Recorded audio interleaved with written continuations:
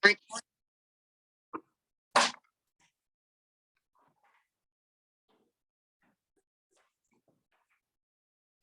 bonsoir. Parasha, on va Yigash. Yigash est là, Yehuda, Vayomer Biadoni, Yedeber Nadavar, Avdecha, Beozne Adoni. Alors, dès le départ, le combat entre Yosef et Yehuda. Donc, je vous rappelle que Yosef, il était sous l'égide de vice-roi. Il était, entre guillemets, déguisé en vice-roi d'Égypte. Hein, on connaît tous. Et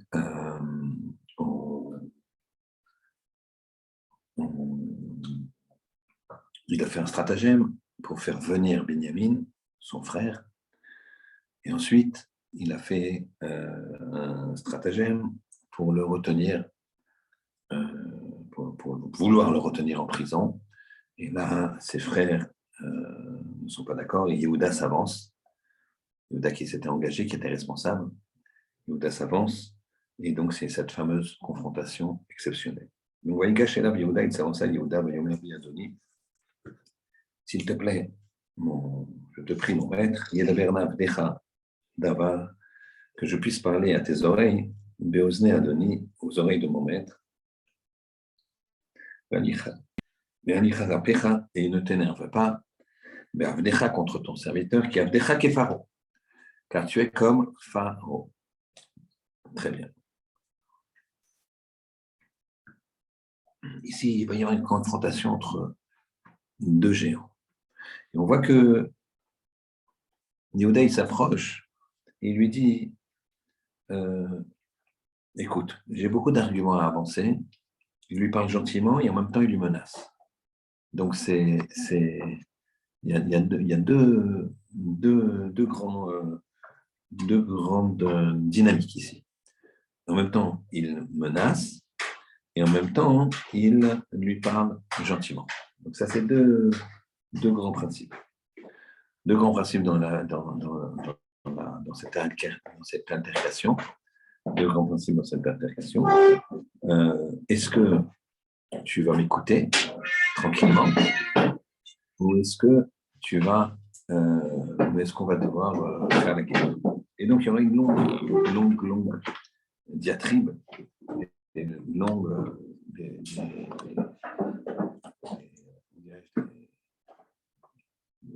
arguments de part et d'autre. Le Midrash, je vous renvoie au Midrash, qui est extraordinaire. Le Midrash nous dit qu'ils se sont, impressionnés l'un l'autre. À un moment, Yosef, il a pris un énorme rocher, il l'a lancé en l'air à je ne sais pas combien de dizaines de mètres. Quand le rocher est tombé, il a donné un coup de pied dedans et le rocher était pulvérisé. Donc, vous voyez, les Avdil et les Dalot, c'était mieux que Mbappé ou que autre. Donc, Yehuda, lui, il commence à crier, un cri de guerre. Et ça fait tomber 400 soldats que Pharaon a envoyés, que Pharaon a entendu qu'il y avait une altercation. Il a envoyé 400 soldats armés des forces spéciales sur leurs chevaux. Avec son cri, Yehuda les a paralysés. Ils sont tombés de leurs chevaux avec la mâchoire bloquée. Ils n'ont pas pu, donc avec juste son cri. Et ensuite, ça a monté encore. Yehuda avait donc des vêtements en cuir comme ça, et ses poils ils se sont sortis en épée, comme ça, en pique, et de ses yeux coulait du sang, comme ça dit le Me'am Loès. Et à un moment, il veut en finir avec Yosef, et il veut sortir son épée comme ça du fourreau, il essaye, et Yosef regarde intensément, il l'empêche de sortir. Et Yosef, lui, avec ses yeux, bloquait la capacité de Yehuda à sortir son épée du fourreau. Et là, Yehuda, il a dit, attends, voilà, ça, il a une force spéciale, il doit descendre de notre famille. Bon. Je vous invite à regarder le Me'am Loès. Ici, ce n'est pas sur ça qu'on va s'arrêter, mais bon, au passage, c'était trop tentant de ne pas vous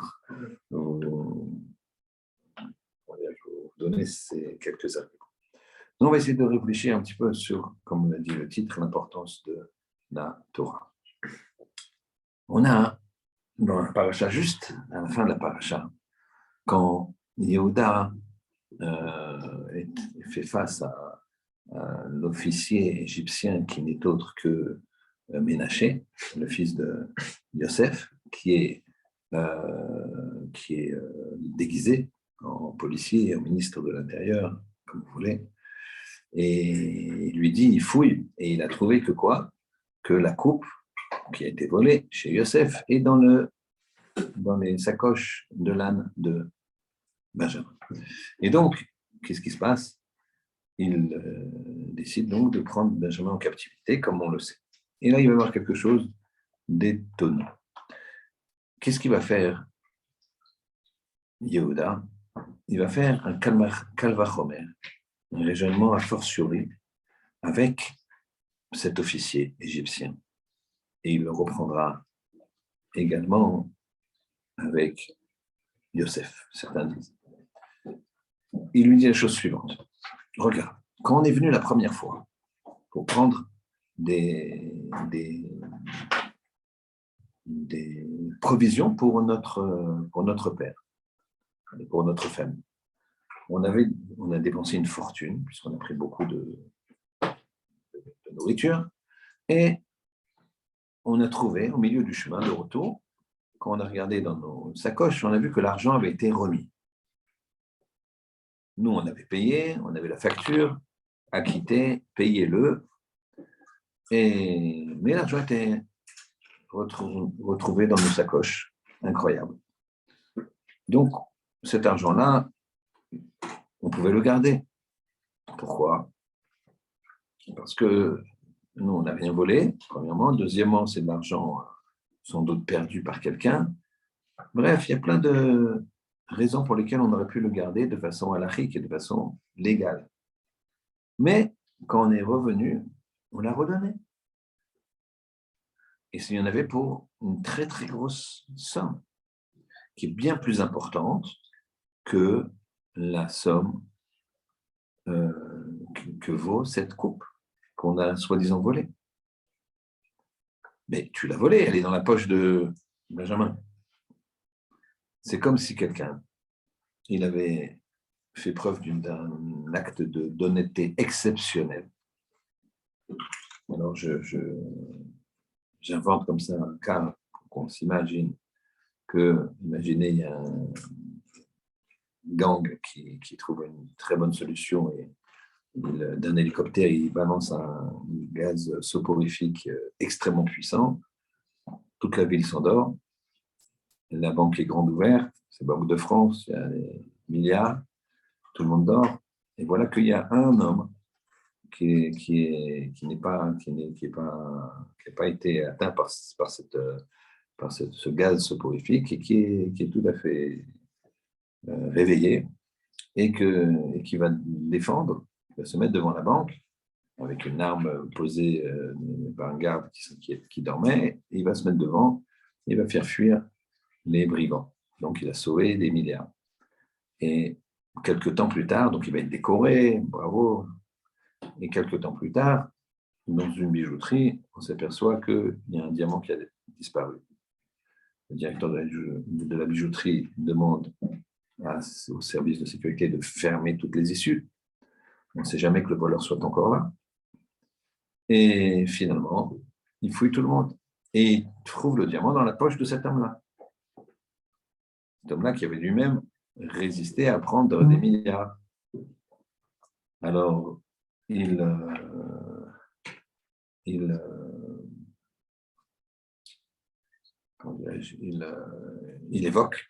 évoque sa non-culpabilité en disant « c'est pas possible que c'est moi qui l'ai volé ». Puisque quand j'ai pu voler des milliards, je ne les ai pas volés, je n'ai pas volé un diamant.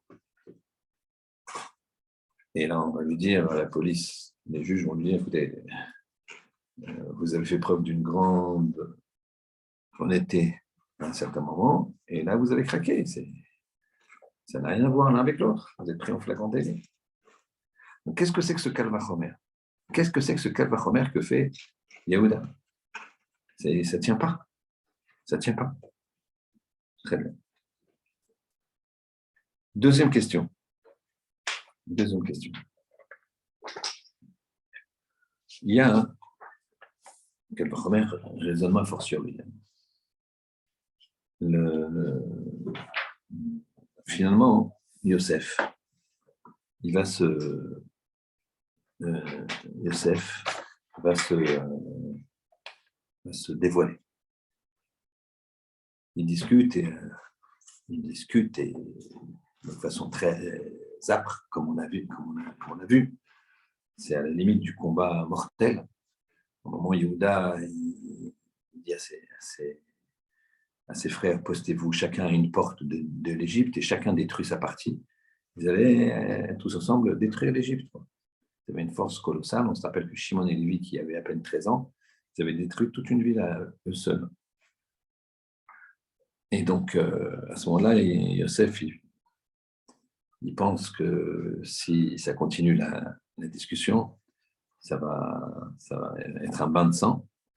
Et il dit à tous les Égyptiens qui sont sur place, sortez s'il vous plaît, laissez-moi seul avec eux. Et là, on voit le courage énorme de Yosef, parce que là, il pouvait être tué facilement. Mais il a pris le risque. Et voilà que quand il sort, il se dévoile et il dit Ani Yosef. Très intéressant ici, parce que quand il a dit Ani Yosef, je suis Yosef,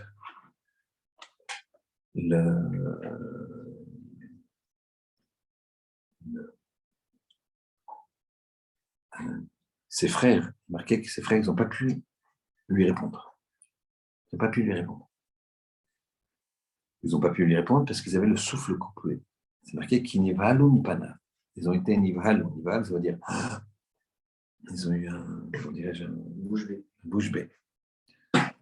Plutôt, ils ont manqué de souffle. Le souffle, c'est la vie. C'est pour ça que le Midrash dit qu'en fait, ils sont morts. D'où le terme mort de honte. Quelqu'un qui meurt de honte. Dans la vie, il faut comprendre qu'il y a des actions qui nous font honte.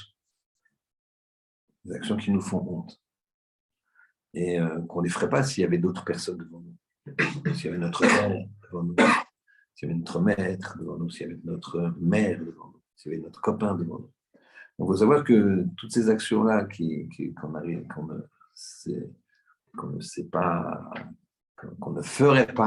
qu'on ne ferait pas devant une tierce personne, une personne importante, son père, sa mère, son rave, eh bien, il faut savoir que si on ne le fait pas devant eux, alors il ne faut pas le faire du tout. C'est-à-dire qu'il faut avoir honte d'Hachem d'abord. Donc eux, ils ont eu honte. Et la Gemara là-bas dans Chagiga, elle dit, si déjà en 2 mots, Ani Yosef, les frères, ils ne savaient plus quoi dire. À Kalvachomer, nous, après 120 ans, quand Hachem il va dire, bon allez, vas-y, c'est moi, le bon Dieu, vas-y, raconte-moi un petit peu pourquoi tu as fait ça et ça et ça et ça. Petite parenthèse fermée. Donc Yosef, il se dévoile, Ani Yosef.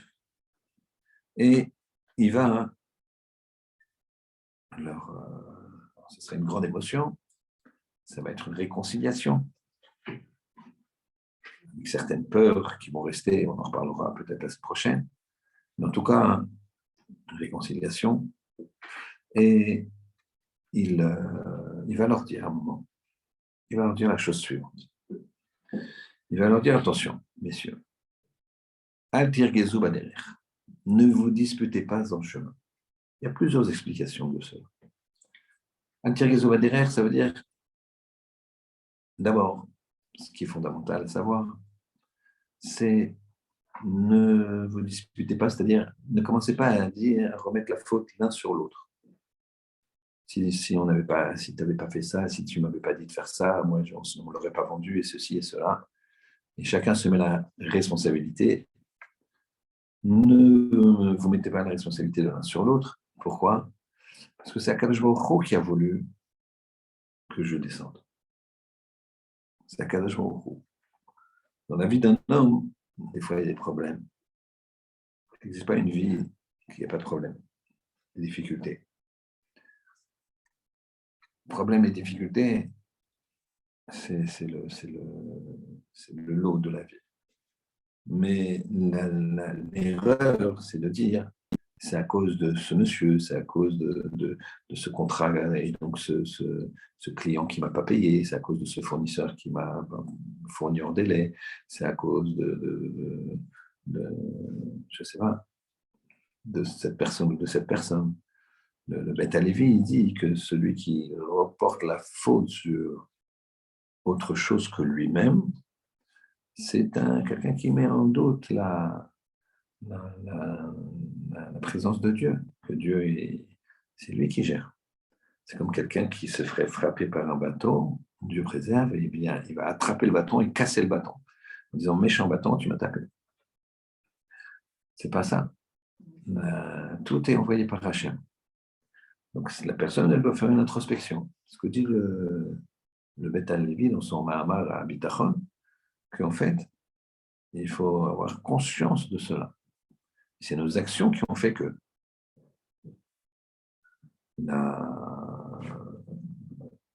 Eux, qu'est-ce qu'ils ont dit d'ailleurs? Ils se sont dit, les frères, avant que Yosef se dévoile, ils se sont tournés vers eux-mêmes.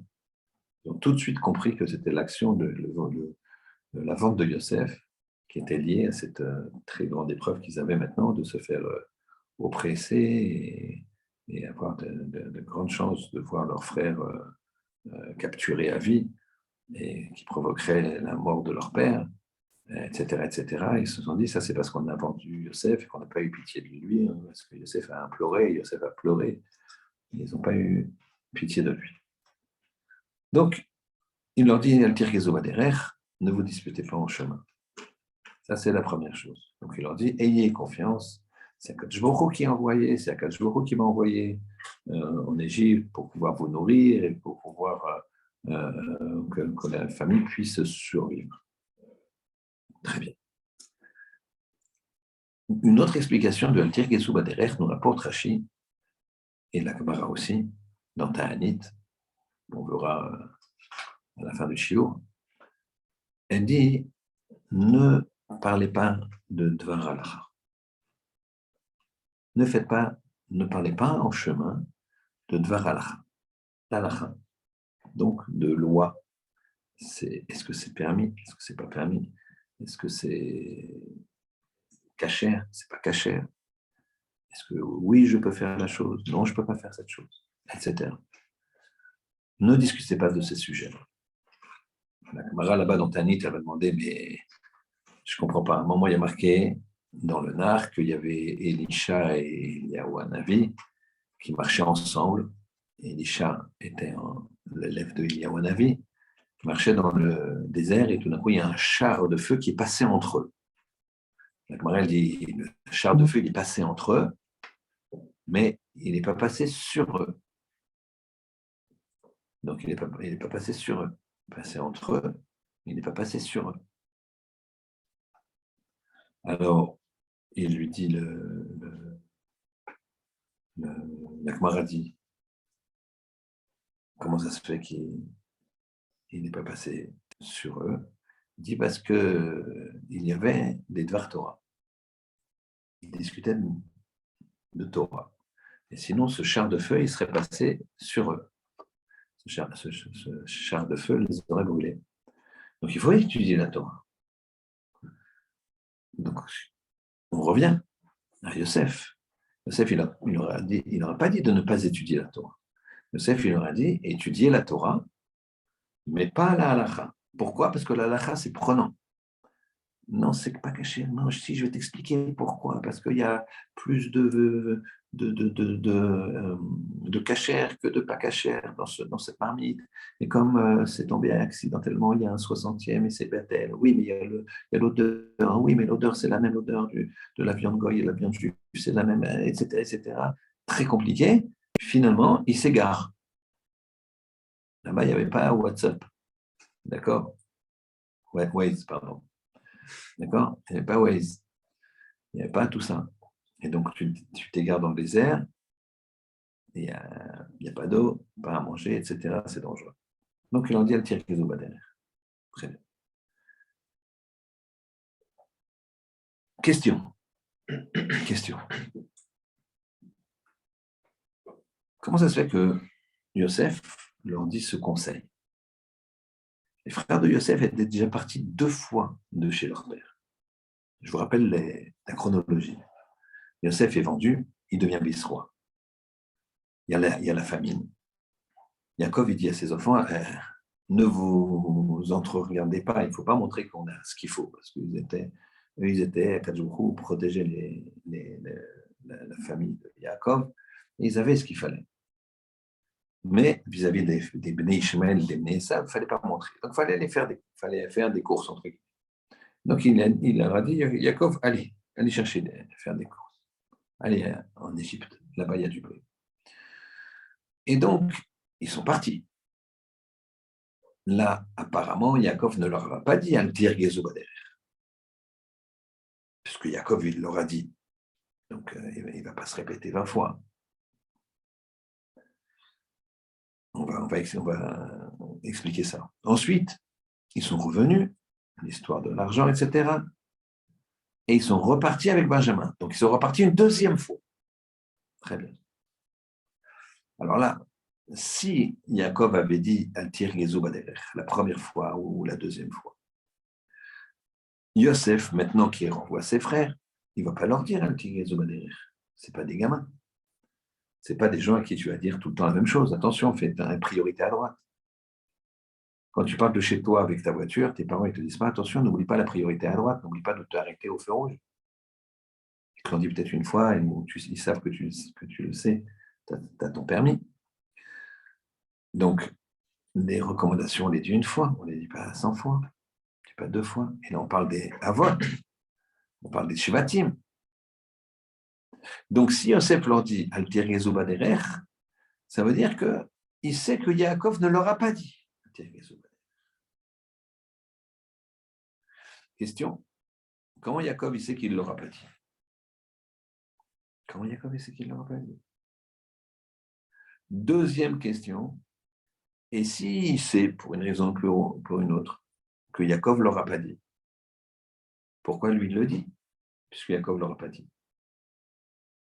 C'est clair la question? Dans le doute où il n'a pas dit Yaakov, pourquoi il ne le dirait pas? Si je sais, c'est ça, non mais Yaakov, Yosef le dit. Il donne des recommandations à ses frères. Donc, sachant que ses frères sont partis déjà 2 fois de chez leur père, c'est sûr que cette recommandation, le père l'a dit. Et s'il l'a dit, lui, c'est évident qu'il ne va pas le redire. On ne dit pas, je ne vais pas te dire, attention, tout à l'heure, mets ton clignotant. Donc, ça veut dire que Yosef, quand je vois qu'il le dit, ça veut dire qu'il sait que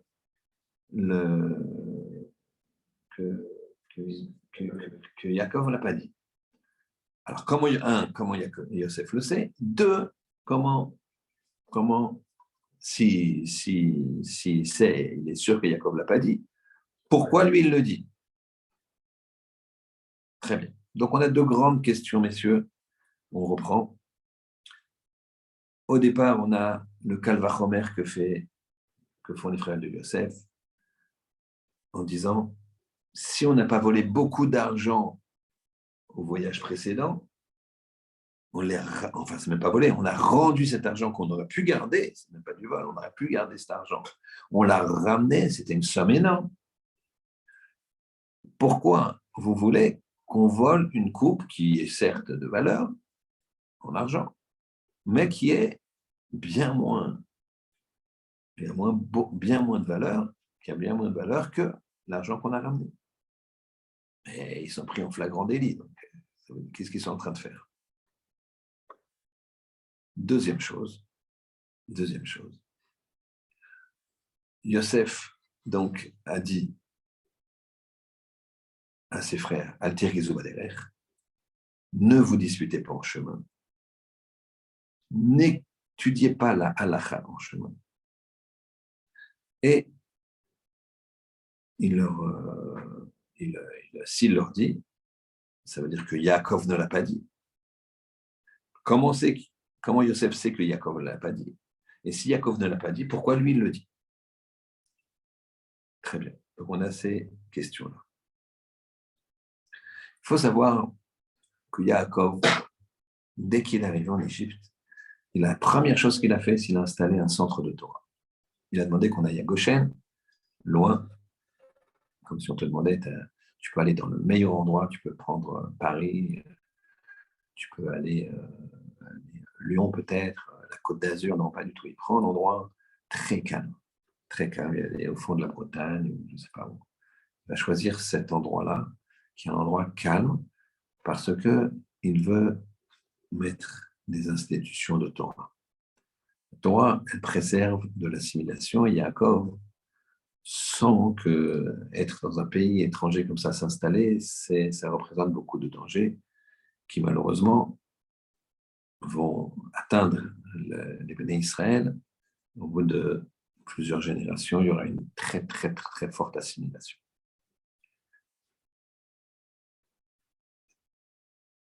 On va répondre déjà à une première question.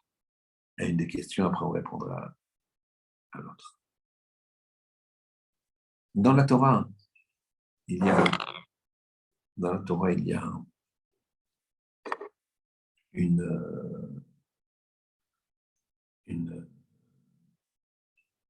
y a des principes d'explication de la Torah. Un de ces principes, c'est le Kal Vachomer. C'est ce qu'essayent de faire les frères de Yosef en disant, si déjà on n'a pas volé beaucoup, enfin on a rendu beaucoup d'argent, à plus forte raison, on n'a pas volé une petite somme. Ce Kal Vachomer étant pas presque, on va dire, entre guillemets, intelligent ou intelligible, puisqu'ils ont pris un flagrant délit de vol. En fait, il ne fait pas un Kal Vachomer avec les autorités égyptiennes. Il fait un Kal Vachomer avec Hachem. Il y a 13 façons, certains le disent le matin, de déduire la Torah, de réfléchir comment la Torah peut-elle être interprétée. Dans ces 13 façons, la première de ces façons, c'est le Kal Vachomer. Et il y en a 12 autres. On le lit le matin, Rabbi Shmuel Omer, Shlosh Esrei Midot, la Torah Nidreshet Bahem, avec 13 principes, la Torah est expliquée. 13 principes que l'on voit dans la Gemara, qu'on utilise pour raisonner. Mais comme vous savez, sans doute, vous avez 13 midot de Rachamim, 13 mesures de bonté d'Hachem. Hachem, au-delà d'Hachem Kitov qui l'embrasse, Hachem il est que chesed. Il y a 13 mesures de bonté d'Hachem. 13 mesures. C'est ce qu'on dit quand on dit Hachem, Kel, Rachum, Vechanun, Erech, Apayim, Berav, Chesed, Vemet, Notzer, Chesed, Alafim, Notzer, Vesham, Eratam, Edake. 13. Il y a 13 ici. Plusieurs façons de les compter. On fera sans doute quand on se rapprochera de Rosh Hashanah et Kippour, puisque là, on le dit chaque matin, quand on fait Tachanun.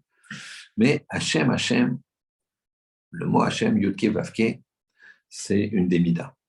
C'est la mida la plus pleine de bonté, de miséricorde. Et c'est la première mida, c'est le premier mot d'Hachem, Hachem, Kel Rachum. Et le Kal Vachomer, c'est la première mida qui permet le premier principe de déduction de la Torah, donc qu'on met en avant, qui est un principe qui est abordable par tout le monde. Il y avait certains principes qu'on ne peut pas quand je dis abordable par tout le monde, c'est-à-dire que tout le monde peut faire un Kal Vachomer, même moi. C'est-à-dire que je peux, dans la Gemara, si mon Kal Vachomer, si mon raisonnement a fortiori tient, eh bien, je peux dire, tiens, je ne comprends pas pourquoi il n'y a pas ça, parce que Kal Vachomer, si c'est ça comme ça, alors pourquoi ça ne serait pas comme ça? Et si ce Kal Vachomer tient de façon logique, eh bien, ça tient. Et j'aurais peut-être découvert quelque chose dans la Torah. En tout cas, Kal Vachomer n'est pas opposable. On ne peut pas dire non, mais ce Kal Vachomer, tu ne peux pas le faire parce qu'avant, ça n'a pas été fait. Il y a d'autres choses qui, eux, sont opposables, qu'on ne peut pas faire si jamais ce n'est pas nos maîtres qui l'ont écrit dans la Gemara, comme une Xéra Shabbat. Vous avez deux termes identiques dans deux sujets différents. Et donc, je vais faire un rapprochement des deux sujets en disant ce qui se passe ici, c'est la même chose qui se passe là-bas. Pourquoi? Parce que j'aurai deux termes identiques que je vais rapprocher. Ça, je ne peux pas le faire. Sinon, ça serait libre à tout le monde de faire des rapprochements comme ils ont envie. Ça, il faut le voir dans la Gemara pour le faire. Mais Kal Vachomer, c'est le plus puissant, c'est une logique pure, a fortiori. Et tu peux même le faire toi-même. Très bien. Eh bien, quand il fait ce Kal Vachomer, il le fait avec Akadosh Baruch. Il dit à Akadosh Baruch, regarde Hachem. Par les Kal Vachomer qu'on a fait d'étudier la Torah, là, on n'a rien, on n'a plus d'espoir. On a étudié la Torah, on a étudié la Torah. Kal Vachomer. Alors toi, ouvre ta main abondante de miséricorde. Hachem, la première mida, la première mesure de bonté, la plus puissante, celle que tu as voulu, la plus, comment dirais-je, explicite et qui embrase tous les problèmes et qui les transforme en solutions. S'il te plaît, Hachem, là on est bloqué. Voilà ce qu'il a fait. Ça, c'est une partie pour vous montrer la puissance de la Torah. Comment la Torah, c'est du chesed. Le chesed, quand quelqu'un étudie la Torah, eh bien, il fait du chesed dans ce monde. Les gens ils vont dire, mais quoi, il faut sortir les yeshivot, il faut ceci, il faut cela. Oui, c'est vrai, il faut aussi sortir des yeshivot. Mais pas tout le monde est doué pour sortir des yeshivot, pas tout le monde est doué pour apprendre. Quelqu'un qui, là, ce soir, à minuit, au lieu de regarder une série ou je ne sais pas quoi, il va prendre sa Gemara, il va prendre son Chumash, il va prendre sa Mishnah, il va étudier quelque chose, il va regarder Shiur. Bien, cette personne-là, elle amène du chesed dans le monde. Même s'il est tout seul, au fin fond de l'Himalaya, à des milliers de kilomètres d'âmes qui vivent, il a voulu passer des vacances au frais, d'accord, seul, en solitaire. Eh bien, il va mourir sa Gemara, eh bien, il amène le chesed dans le monde. Ça, c'est pour ça qu'il a fait ce Kal Vachomer. Parce que faire un Kal Vachomer avec les unités policières d'un pays goy, en disant j'ai pas pu voler parce que j'ai été décoré de l'honnêteté il y a quelques mois, j'ai pas pu voler, mais monsieur, le diamant, il est dans votre poche. Je ne comprends pas ce que vous nous voulez. C'est un flagrant délit, ça s'appelle, et vous passez immédiatement en jugement et sévère. Donc, c'est ça qu'il a fait, répondu à la première question. Avant de répondre à la deuxième question, on va illustrer l'importance de la Torah par une histoire exceptionnelle.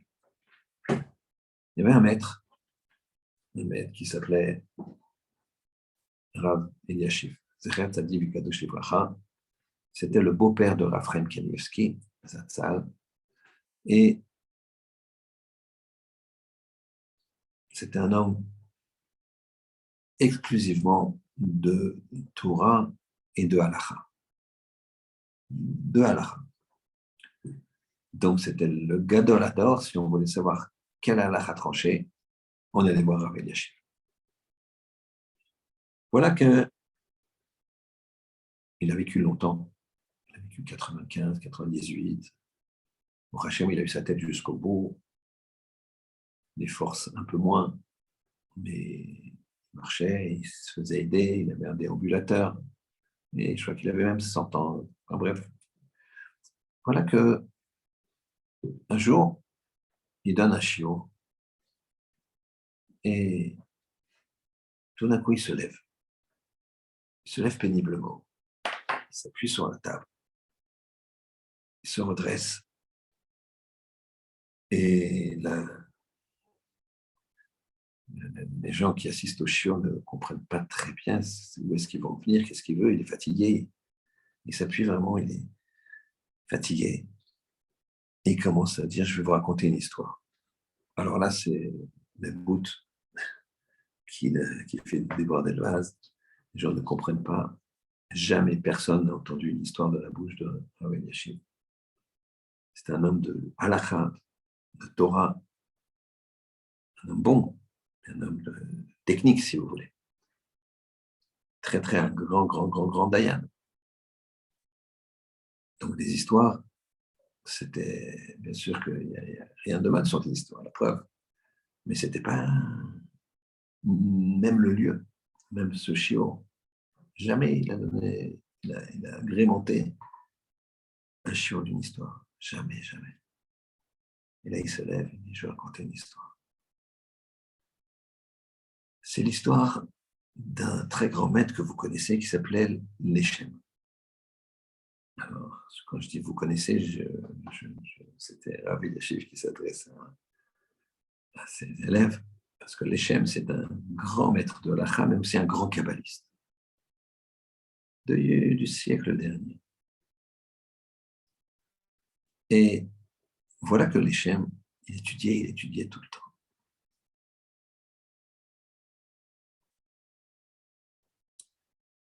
Il avait une fille unique, et à 20 ans, 21 ans, cette fille unique se marie avec un Talmid Chacham, un jeune garçon qui n'est pas encore Talmid Chacham, mais qui est brillant et qui a tout pour devenir un Talmid Chacham, qui est également jeune. Et tout se passe bien. Voilà qu'au bout de 2 ans, Leshem, il étudie. Et sa fille, elle vient, elle s'assoit en face de lui et elle dit rien. Elle ne peut pas interrompre son père. Au moment où son père s'aperçoit de sa présence, il dit, ma chère fille, ça va? Qu'est-ce que tu as besoin de quelque chose? Il dit, oui, papa, je peux te parler là? Il dit, oui, bien sûr, ma fille. Ça fait 2 ans que je suis marié, papa. Oui, Mazel Tov, c'est bien. Mais papa, j'ai pas d'enfant, papa. Alors, ma fille, c'est 2 ans, c'est des choses qui arrivent. C'est pas grave. Prie, fais tes c'est pas grave. 1 an plus tard, elle revient. Papa, est-ce que je peux faire pour toi, ma fille? Papa, j'ai pas d'enfant. Écoute, ma chère fille, c'est 3 ans, c'est pas si... Comme ça, jusqu'à 6 ans. Au bout de 6 ans, le léché m'a dit, bon, on va essayer d'aller à Moscou et on va regarder, il écrit des lettres. Et il y a un grand professeur là-bas. Et elle va là-bas, elle fait des analyses. Et là, le professeur, il dit, écoutez, j'ai pas de bonnes nouvelles, je pense qu'il n'y aura pas de possibilité, elle n'aura pas possibilité, votre fille, d'avoir des enfants. Ils reviennent, ils sont abattus. Et voilà que 1 année passe, 2 années passent. Et on apprend qu'il y a un médecin dans la même spécialité en Suisse, très très fort. Alors, il faut aller jusqu'en Suisse. Le Léchem, il dit à sa femme, il dit, accompagne notre fille. Moi, je ne peux pas. Il faut que je reste étudier le Torah. Ça ne change rien que je sois là et tu prendras les bonnes décisions. Ils vont là-bas. Elle doit rester 2 semaines pour différents examens. Le médecin, il dit, je ferai tout ce que je peux. Il a l'air très volontaire. Et au bout de 2-3 semaines d'examen, le médecin convoque la femme et la fille du Léchem et leur dit, les larmes aux yeux, je suis désolé. Mais le petit espoir que j'avais s'avère que ça ne sera pas possible. Vous ne pourrez pas jamais avoir d'enfant. Et la jeune fille, elle se retient, et les larmes coulent. Elle s'aperçoit que le professeur, il a aussi les larmes qui coulent. Elle est étonnée. Et moi, vous avez vu déjà d'autres cas comme celui-là. Mais je n'explique pas votre émotion, c'est touchant, mais le médecin doit dire, vous savez, votre père ne se rappelle peut-être pas, parce qu'à l'époque, je n'étais qu'un étudiant. Mais mon père était mourant, et lui est venu, il a fait des brachot, il a prié pour lui, et il y a eu un miracle. Alors j'ai tellement voulu pouvoir aider à sa fille à avoir des enfants. Et donc c'est pour ça que je pleure, parce que je sais qu'il n'y a plus d'espoir. La mère est brisée, la fille est brisée, il remercie le médecin, il revient. Ils disent rien en Hachem. Ils disent rien. La fille ne vient pas voir son père. Le père, c'est un kabbaliste, tout le temps de la Torah. Il se dit que si sa femme ne lui parle pas, si sa fille ne vient pas le voir, c'est qu'ils attendent des résultats. Donc, ils ne parlent pas pour rien dire, ils imaginent bien. Et voilà que quand même, au bout de plusieurs semaines, le Lechem, dans son étude, en pleine journée, il se dit, mais ma fille, elle n'est pas venue me voir depuis si longtemps. Ah, ça c'est. Il se lève, il met son manteau, il met son chapeau. C'est une journée d'hiver froide. Il va chez son gendre. À l'époque, les gens, ils étudiaient aussi à la maison. Il frappe à la porte, son gendre, il est en train d'étudier. Et il dit à son gendre, où est ta femme? Il lui dit, je ne sais pas, elle est habituée à ce temps-là je sais pas, de se promener, de faire des cours, je ne sais pas. Mais jamais il dit, bon. Il sort, il va dans la ville, il croise une personne, vous avez pas vu ma fille? Ah oui, je l'ai vue, elle est là, elle a pris ce chemin-là. Ce chemin qui mène à la fin, au bout du village. Et voilà qu'il suit les traces dans la neige. Et il voit que ça s'enfonce profondément dans la forêt et encore dans la forêt. Et à un moment, il entend des pleurs. Il entend des pleurs. Et il entend sa fille qui fait Télim, qui dit Hachem, Hachem, pourquoi? Je veux un enfant, Hachem. Je veux un enfant. Et elle fait des Télim et elle pleure. Et son père, il regarde ça de longues minutes et il tient plus, il s'avance vers sa fille. Il dit, ma chérie, papa, qu'est-ce que tu fais là? Elle lui dit ben, je te cherchais. Mais papa, retourne étudier, papa, je ne veux pas te déranger. Pourquoi? Elle dit, c'est moi qui te demande pourquoi. Pourquoi tu n'es pas venu me voir? Qu'est-ce qui se passe? Alors, je comprends que le médecin, il a dit que c'est négatif. Oui, papa. Il dit que c'est négatif et je ne voulais pas te déranger, je ne veux pas t'embêter. Je ne veux pas que tu arrêtes ton étude de la Torah. Je t'en prie, papa, retourne étudier. Moi. Laisse-moi, je m'en sors, je t'assure, papa. Et le père lui dit, écoute ma fille, je te promets que puisque tu as été tellement marchive, tu as mis tellement la Torah à ce niveau d'importance, je te promets que tu auras un enfant. Un an plus tard, elle accouche d'un garçon. Et Rabbi Yashiv qui est là, c'est de longues minutes, il tient difficilement debout. Et il dit à ses élèves, à tout le monde, vous entendez ce qui s'est passé? Vous me demandez peut-être d'où je tiens cette histoire. Eh bien, sachez que l'Echem, c'est mon grand-père. Et que le garçon, c'est moi. Voilà comment est né Rav Eliashib. Voilà l'importance de la Torah. Quand il voit qu'on est marché de la Torah, il a regardé, c'est à quel Beoraita ou Bara Alma. Il a regardé la Torah, il a créé le monde.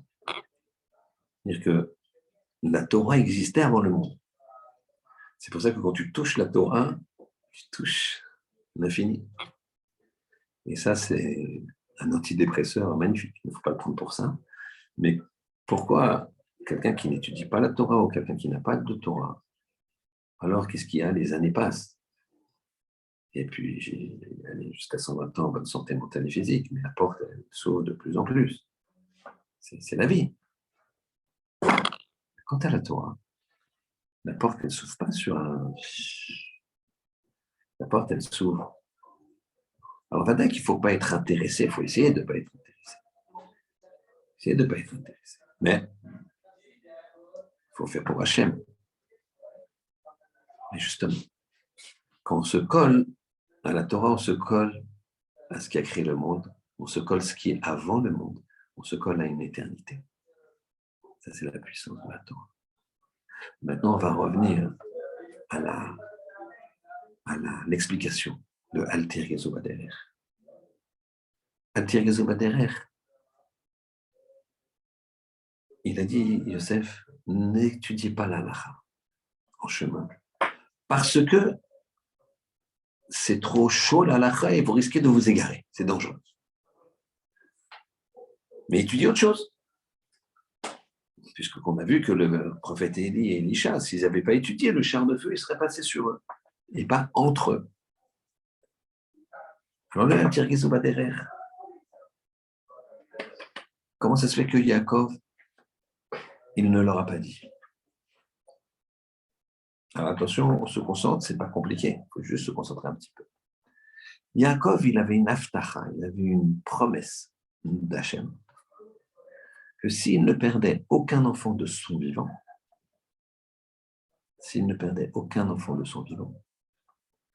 eh bien, il aurait parolé au Lamaba.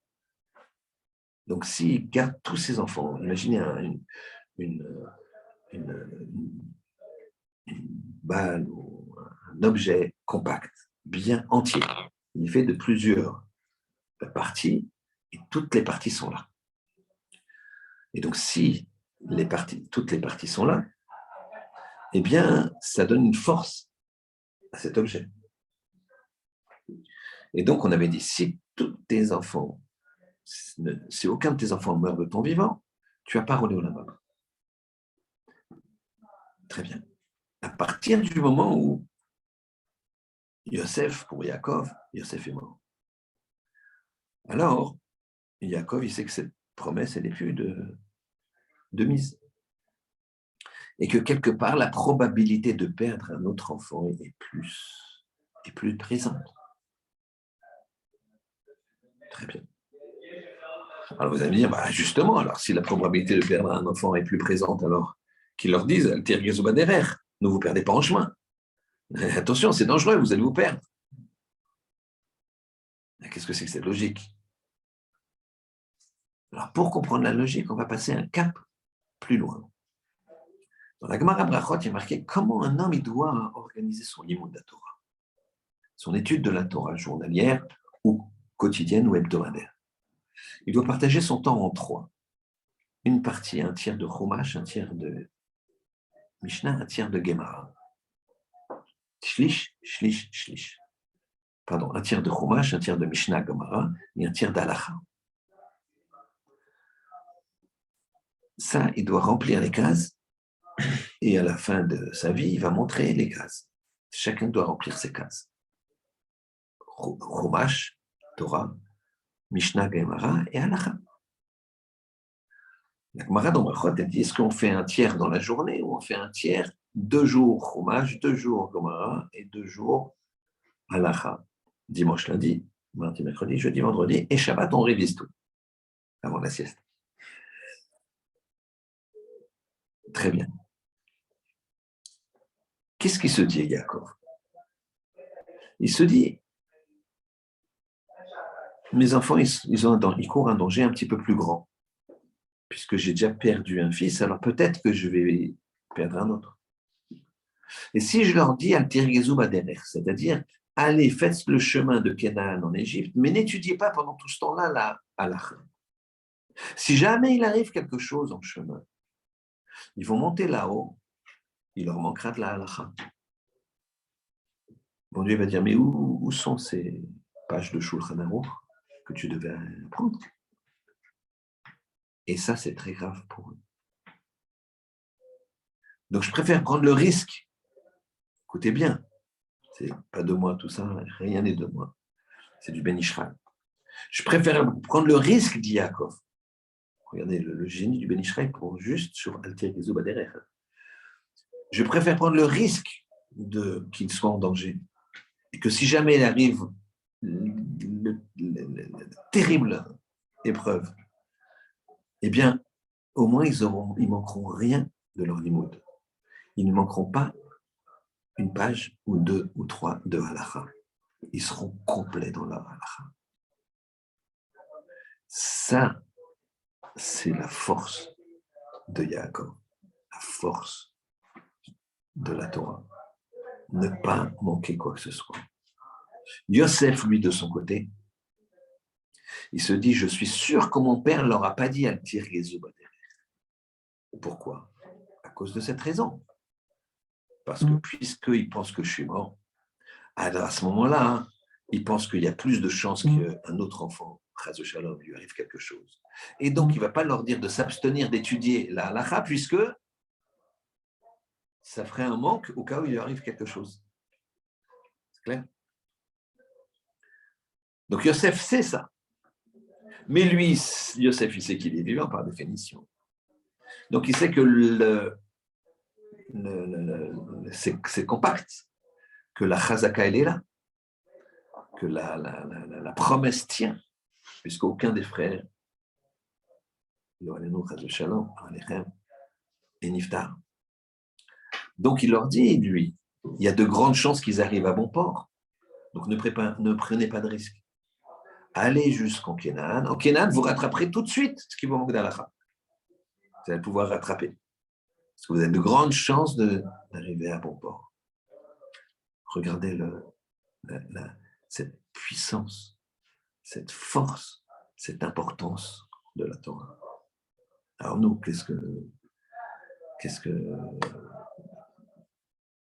comment on applique ça? Comment on regarde ça? Avec ces deux grands principes, ce Kal Vachomer. Quand tu étudies la Torah, tu fais une pluie de recettes sur toi, mais sur le monde entier, sur ta famille. Tu peux changer la nature. Tu changes la nature. Les gens, ils parlent des miracles de Baba Saleh. Et c'est vrai, je connais des gens qui ont témoigné. Je peux même moi vous faire un témoignage personnel. J'étais à Bnei Brak et j'amenais mes enfants, ils étaient petits. Je faisais un petit périple comme ça. Je prenais une semaine que mes deux garçons, les deux grands garçons, ils avaient 9 ans et 10 ans. Et je leur faisais une semaine comme ça entre hommes. Bon, le matin, on étudiait comme ça, et l'après-midi, on allait voir des rabbinim, on allait à Mishmon Bar Yochai, on allait à la plage aussi. C'est pareil, bien sûr. Donc, voilà, on passait une semaine comme ça, c'était sympathique. Et Shabbat, je passais à Bnei Brak chez un Rosh Yeshiva, chez un Rosh Kollel. Juste en bas de chez Raphaël Kenievski. Et cette nuit de vendredi à Shabbat, j'ai fait une angine blanche terrible. Une angine blanche, j'avais mal, j'avais de la fièvre. Mais imaginez, j'étais à Bnei Brak à 7 heures, je n'étais pas encore debout. Et le Rosh Yeshiva, Rav Wiesman, il s'appelle jusqu'à son matin, il m'a réveillé, il m'a dit Michael, il est 7h15. Presque c'est honteux, quoi. Tu vas plus trouver de tefila. Je me suis levé avec la force qui me restait. J'ai été prié, je suis revenu. Il fallait que je me tienne, mais j'avais vraiment une grosse angine blanche, j'étais fiévreux. Et voilà que la rabbinite, sa femme, elle me dit, voilà, j'ai un peu de machia, elle avait une bouteille comme ça, de machia d'eau de Baba Salé, de Maria. Pas d'eau, mais de Maria. Mais dans une bouteille d'eau. Il restait ça. Il y avait ça, à peu près, comme ça. Voilà qu'elle me donne un verre comme ça, rempli un petit peu plus que ça. Et elle me dit, voilà, prenez ça et ça va vous soulager, je suis sûr. Je vais dans ma chambre, et dans ma chambre, j'avais des petites bouteilles d'eau vides, puisque j'avais bu beaucoup. Et je me suis dit, je vais prendre de la Maria de Baba Salé pour soigner une angine. C'est peut-être. Alors, j'ai versé dans la bouteille et j'ai gardé un fond, un petit fond. J'ai pris comme ça et j'ai laissé me gargariser comme ça un petit peu. Ouais, je vous promets, presque instantanément, les douleurs, elles s'estompent. La fièvre, les courbatures, ils s'en vont. Je me sens beaucoup, beaucoup mieux. Le lendemain, je me réveille en pleine forme. Très bien. L'histoire pouvait s'arrêter là, mais elle ne s'est pas arrêtée là. À l'époque, j'avais dans l'informatique, j'avais une société, et j'avais un de mes informaticiens, c'était quelqu'un d'Épinay qui étudiait le matin et qui venait l'après-midi. Je l'avais embauché à mi-temps. Et ce jour-là, je l'ai vu, il est arrivé un jour, les cernes comme ça, noires, tristes. Et je l'ai vu, je lui ai dit, qu'est-ce qui t'arrive? Il me dit, la grossesse de ma femme se passe très mal. Le médecin a diagnostiqué un enfant sans doute pas normal. Je dis, qu'est-ce que c'est que cette histoire et tout? Bref, il m'a dit, il n'est pas sûr, mais je lui ai dit, c'est qui ce médecin? Il m'a dit, c'est un médecin d'Épinay, comme ci, comme ça. Mais je lui ai dit, mais apparemment, ton cas, c'est un cas. Je connaissais ce cas-là, parce que j'avais déjà. Quelqu'un m'avait posé une question sur un cas où ce problème gynécologique qu'avait sa femme. Je lui ai dit ça, qu'il faudrait prendre un spécialiste, pas un médecin de. J'ai rien contre les médecins d'Épinay, mais moi, je connais un spécialiste, je lui ai dit, va voir le spécialiste. Et en même temps, moi, je peux t'aider, je lui ai dit, voilà, tu sais, j'ai la Maria de Baba Salé, je lui ai donné un petit fond. Je lui ai dit, demain, je te donne ça. J'ai sorti de la maison, c'était bien arrangé. Je lui ai donné un petit fond. Je lui ai dit, fais voir ta femme. Fais-moi sa femme. Il change de médecin. Le nouveau médecin, il prend tous les radios, les échos, tout, il met tout à la poubelle, il dit, moi, je repars à zéro. Je ne prends pas la suite d'un collègue. Et puis, tu vas faire une écho. Là-bas, dans le 5e, il y a un centre d'échographie très, très fort, très, très bon, spécialiste. C'est avec eux que je travaille. Il envoie ça là-bas. Et il envoie ça là-bas. Et ils reviennent. Quelques jours plus tard, ils reçoivent non seulement l'enfant était normal, mais il n'y avait pas un enfant, il y en avait deux. Cette personne, il m'a autorisé de dire son nom, il s'appelle Frédéric Attard. Il habite maintenant à Ramoth.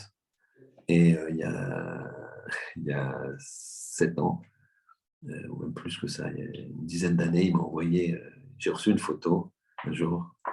Donc je reçois une lettre, je vois une photo, je vois deux filles comme ça, de 7-8 ans, allongées sur un pique-nique comme ça, sur un drap comme ça, Snewood, comme ça, qui font un grand sourire, une photo comme ça de famille. Et je vois, il n'y a pas de lettre qui accompagne, je ne comprends pas. Et derrière, je tourne. Il y a marqué je te dois bien ça, Fred. Enfin, c'est à Baba Salé qui le doit, c'est pas à moi. Mais c'est pour vous dire. Et pourquoi je vous dis ça? Pourquoi je raconte cette histoire extraordinaire? C'est que les gens, ils disent Baba Salé. Mais Rav Shlomo Elinstein, qui a raconté aussi plein d'histoires sur Baba Salé, il a dit, mais il faut savoir que Baba Salé, tout son pouvoir, c'était la Torah. C'était un grand Talmid Chacham, et surtout, les Talmidei Chachamim, il les respectait de façon inouïe. il y avait un Rav qui était voisin de Baba Saleh qui s'appelait Rabbi Issachar Meir. Zecher Tzadik Bekadosh Livracha, c'était mon Rav. Et avec Rav Rothenberg. Et c'est quelqu'un qui a vécu la guerre, c'était un homme exceptionnel. C'était le Rav de Baba Saleh. Il était plus jeune que Baba Saleh, mais quand Baba Saleh avait un problème, il allait le voir. Et une fois, Rav Shlomo Einstein, il a raconté que Baba Saleh avait fait une grande fête comme ça, Seudat Mitzvah, et avec une table marocaine. Donc, il y a d'Ameler, plein de choses magnifiques sur la table. Lui, bien que lui, il mangeait que des petites quantités. Il y avait Rabbi Issachar Meir à côté de lui. Rabbi Issachar Meir, il avait une santé fragile. Il était diabétique, Et à un moment, le Rabbi Issachar Meir, il dit à Baba Saleh, il était à côté de lui, il lui dit « Je suis désolé, je vais devoir partir, je ne me sens pas très très bien. » Et donc, le Rav, il se lève, il s'en va. Et à peine il ferme la porte que Baba Saleh dit « Je suis désolé, continuez à manger, continuez les livrets Torah, mais quand la Torah ne se sent pas bien, moi non plus, je ne me sens pas bien. » Et donc, il est aussi parti se reposer. C'est ça la force. La force, elle ne vient pas de je ne sais pas d'où. La force, elle vient de cette Torah extraordinaire. Nous, on doit chacun prendre son présent et étudier pour se rapprocher de la chaîne, pour se rapprocher de l'éternité. Chacun à son niveau. L'important, c'est d'être dans une dynamique ascendante, à un rythme que je peux respecter, petit ou grand, mais il faut que je puisse le tenir.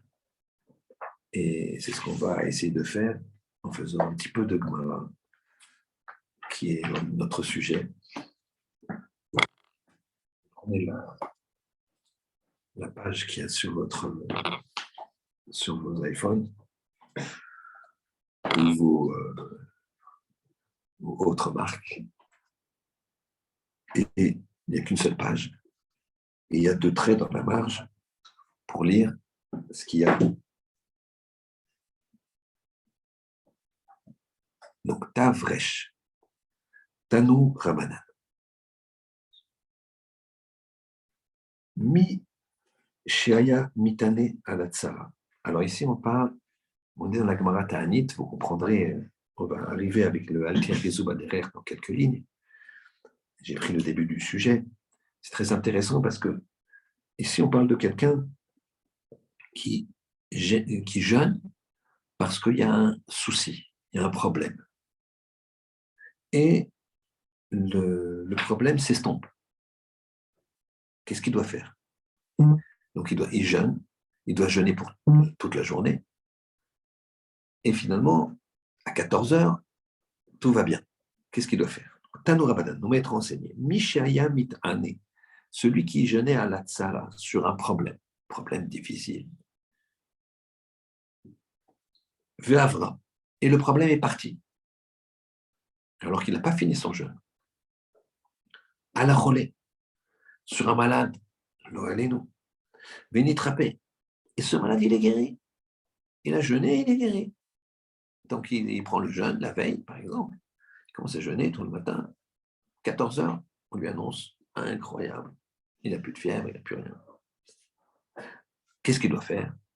Arezé mitane, il doit jeûner. Ou mashlim, et il doit compléter. C'est-à-dire qu'il doit finir le jeûne. Très bien. Aoler, celui qui va, un autre cas, mais makom chez en mitani, dans un endroit où on ne jeûne pas. C'est-à-dire, des fois, il y avait une sécheresse, mais elle était dans un village, dans une ville, dans une région, et pas dans l'autre. Ou bien elle était perçue de façon moins violente dans une région que dans l'autre. Ou bien les rabbinim trouvaient que les gens de la région étaient plus faibles, et donc ne faisaient pas jeûner, alors que dans une autre région, les rabbinim de la région avaient dit qu'il faut jeûner. Donc maintenant, une personne, elle va d'un endroit à un autre. Alors, si cette personne a olech mimakom chez en mitani, il vient d'un endroit où on ne jeûne pas. Les rabbinim, ils ont dit, nous, dans cette région-là, on ne proclame pas de jeûne à cause de la sécheresse. de cette sécheresse-là, on estime qu'on n'a pas besoin de proclamer des jeûnes. Donc, Shimon, qui fait partie de cette ville, ne jeûne pas. Mais il va pour ses affaires, il va pour une raison qui lui appartient. Les makom chez Mitanim, dans un endroit où on jeûne. Il doit jeûner avec eux. Même si ça n'a pas de sens, puisque lui, le matin, il a pris un petit déj. Il arrive dans l'après-midi, il ne peut pas manger. Si maintenant, Mimakom, chez Mitanim, il va dans un endroit où il devait jeûner. Donc, il a commencé le jeûne. Les Makom, chez Anitanim. Et maintenant, c'est dans un endroit où il ne jeûne pas. Il doit continuer son jeûne. Ce qui paraît logique, mais ce n'est pas si logique que ça, parce qu'on ne doit pas faire différemment du tsibour. Donc, si les gens ils mangent, eh bien, lui, il aurait dû manger. Mais pourquoi il ne mange pas? Parce qu'en ne mangeant pas, ce n'est pas forcément qu'il s'éloigne du tsibour. Il n'a pas faim. D'accord? Shachar, maintenant, quelqu'un qui jeûne. Et Shachar, il a mangé. Ve'achal ve'shata. Il a mangé, il a vu. Anitra bifnei tsibour. Il ne faut pas qu'il se montre devant le tsibour. Donc, c'est-à-dire qu'à partir du moment où il n'y a plus le jeûne, il ne faut pas qu'il mange en public. Et il ne faut pas qu'il fasse idonim, qu'il mange des bonnes choses. C'est comme ce qu'on fait avec les enfants. Les enfants, ils ne doivent pas jeûner, les enfants, jusqu'à la bar mitzvah.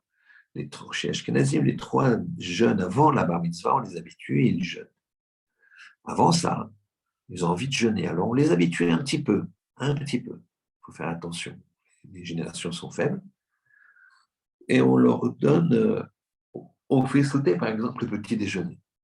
Mais à vers 11h midi, tout dépend de l'âge, on va leur donner à manger. Mais par contre, tu ne vas pas leur donner leur délice. C'est-à-dire un burger, frites, je ne sais pas ce qu'ils aiment, avec une glace au chocolat à la fin. Tu leur donnes des choses communes. Donc, c'est ce qu'il dit ici. Idonin. Il ne doit pas avoir des douceurs. Béatzmo sur lui-même. Il ne doit pas se faire un kiff. Chez Neymar, comme c'est marqué. Vayomer Yaakov, les Vanav. Yaakov, il a dit à ses enfants, c'était au début de la sécheresse quand il y avait la famine. Lama titraou. Pourquoi vous vous faites voir titraou? Amar lahem Yaakov. Ça veut dire quoi, lama titraou? Il a dit Yaakov à les Vanav, à ses enfants. Al tiru atzmechem, ne vous montrez pas, kesheatem sabrim, comme si vous êtes rassasiés. Parce que le monde, il a faim, le monde, il est en sécheresse, et vous montrez comme vous êtes rassasiés. L'obifne Esav, ni devant Esav, l'obifne Ishmaël, pas devant Ishmaël. Pourquoi? Ça va faire de la jalousie. Il y aura de la jalousie. Afin qu'il ne vous jalouse pas. Il ne faut pas jamais attiser la jalousie. D'accord? Donc, c'est pas bon. Il faut rester discret. Les gens, ils ont une réussite, ils vont acheter une grosse voiture, ils vont acheter une grosse montre. Ce n'est pas la peine d'attiser la jalousie. Il faut être discret. La meilleure chose à faire avec son argent, c'est de le donner aux institutions de Torah, aux gens qui ont besoin. Altir Gezou Baderer. Altir Gezou Baderer. Ne vous énervez pas en chemin. Amar Rabbi Eliezer, il a dit Rabbi Eliezer, Amar Lahem Yosef Lecha. Il a dit Yosef à ses frères. Al, ça veut dire quoi, Altir Gezou Baderer? Al Ta'asku Bedvar Alacha. Ne vous investissez pas, n'étudiez pas Bedvar Alacha, la Alacha, comme on a dit, parce que c'est dangereux, parce qu'on est très motivé. Shema Tergezu Alechem Aderer, parce qu'il va s'énerver contre vous. Le chemin, c'est une expression pour dire vous allez vous perdre. La Gemara dit mais je ne comprends pas, il leur a dit de ne pas étudier. Eni. Quand il y a Eni dans la Gemara, ça veut dire qu'on réfute ce qui précède. On va réfuter ce qui précède. Vers Rabbi Ilaï, Bar Mechia. Il a dit Rabbi Eliezer, le fils de Bechir, Shnei Talmidei Chachamim, 2 Talmidei Chachamim, Shemalechim Baderech, qui vont en chemin. Ve'en benehem divrei Torah, il n'y a pas entre eux divrei Torah, c'est-à-dire qu'ils ne parlent pas de Torah. Reuyim lisraf, ils méritent d'être brûlés. Quand on va en chemin, la meilleure protection, c'est d'étudier la Torah. Chez Neymar, Vayi Ema, et voici c'était Olchim Ilzaleh. Donc ici, on parle de Elisha et Eliaou. Eliaou était le prophète, Elisha c'était son élève qui allait devenir le prophète à la mort de Eliaou. Vedava, et il parlait. Veine Rechev Esh, et voici qu'un char de feu. Sous Esh, et des chevaux de feu, ils ont été sur lui. Vaïfridou ben Shenehem, ils les ont séparés, ils sont passés entre eux. Tama, la raison, Beika Adibour. La raison, c'est parce qu'il y avait une parole de Torah qui sont passées entre eux. Alika Dibour. S'il n'y avait pas eu la parole, Réouyin Nisrof, ils auraient mérité d'être brûlés. Lokashia. Donc tu vois que toi, tu leur dis qu'il ne faut pas étudier. Non, ils te disent non. On leur dit de ne pas étudier quoi. La halacha, parce que la halacha, tu es obligé de le faire en profondeur. Migras. Un, c'était les migras, c'est-à-dire de traduire. Migras. C'est-à-dire tu ne vas pas tant en profondeur que ça. Bien sûr, c'est quand même profond. Ce n'est pas une traduction bête et méchante, comme on dit. C'est une traduction, j'ai un pshat, donc c'est Mishnah Gemara. Aleyune. Et là, quand je te dis de ne pas le faire, intergezu baderer, c'est d'approfondir. Et quand est-ce qu'on approfondit, qu'on va jusqu'au bout et qu'on ne lâche pas tant qu'on n'a pas tranché, c'est là. Voilà, messieurs, qu'Hachem nous ouvre les yeux dans la Torah, dans les Masim Tovim, qu'on puisse rapprocher d'Hachem, pour que Mashiach vienne et grandir. Shabbat Shalom.